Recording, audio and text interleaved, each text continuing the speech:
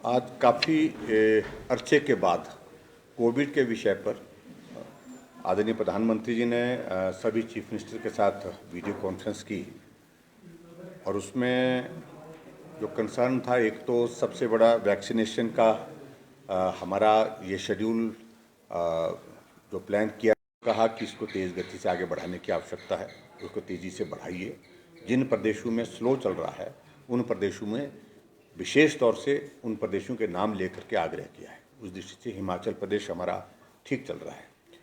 दूसरे, पिछले कुछ अरसे में बहुत बड़ी कमी आई है टेस्टिंग में, और टेस्टिंग में जो कमी आई है उसमें आरटीपीसीआर की टेस्ट में जो है वो बहुत बड़ी कमी पाई गई थी। तो विशेष तौर से कहा कि उनको प्रोत्साहित करें कि वो कोविड के टेस्ट को और इसमें बढ़ोतरी, जितनी कैपेसिटी आपकी है उस कैपेसिटी को पूरा करने के लिए आगे बढ़ें। तीसरी बात, वैक्सीन के कॉन्सेप्ट को क्लियर किया कि वैक्सीन का अभिप्राय ये नहीं है कि आप बिल्कुल कोरोना के इस सारे से बिल्कुल मुक्त हो गए। वो एक उपाय है, जैसे मास्क है एक उपाय है, सोशल डिस्टेंसिंग एक उपाय है, और उससे ज़्यादा महत्वपूर्ण उपाय, कारगर उपाय वो वैक्सीन है। इसलिए वैक्सीन के इस अभियान को पूरा करना ही है और उसको तेज़ गति से आगे बढ़ाने की ज़रूरत है।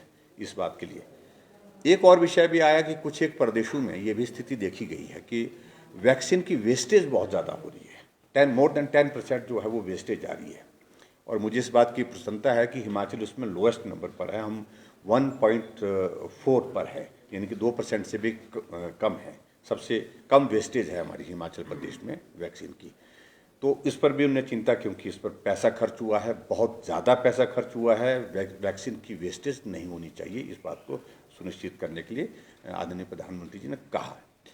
इसके अतिरिक्त जो हमारे जो बताए गए, जो पिछले एक साल से हम बार बार कह रहे हैं, सोशल डिस्टेंसिंग, उसके बाद पर्टिकुलरली ये मास्क लगाना, ये इन बातों को लेकर के प्रधानमंत्री जी ने विशेष आग्रह किया कि इस अभियान में ढिलाई आ गई है और इसको कड़ाई से इसको लागू करने के लिए जोर दीजिए।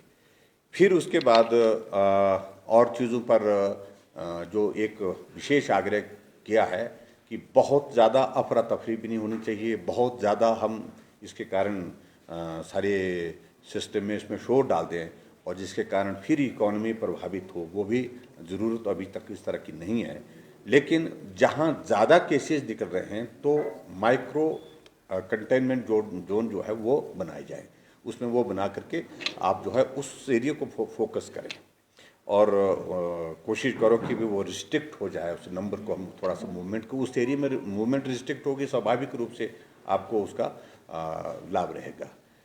और एक कॉन्टैक्ट ट्रेसिंग पर उन्होंने कहा, क्योंकि पिछले कुछ अरसे से जब मामलों में गिरावट आई, मामलों में कमी आई, उसके बाद क्या हो गया कि लोगों ने बहुत कैजुअली लेना, यानी कि जो पॉजिटिव कोई टेस्ट में पाया गया तो उसके बाद फिर जो कॉन्टैक्ट ट्रेसिंग की जो हिस्ट्री निकाली जाती थी, आप किसको मिले, कब कब आप कहाँ गए, कैसे गए, किससे मिले, वो कॉन्टैक्ट ट्रेसिंग में जा ही नहीं रहा कोई आदमी।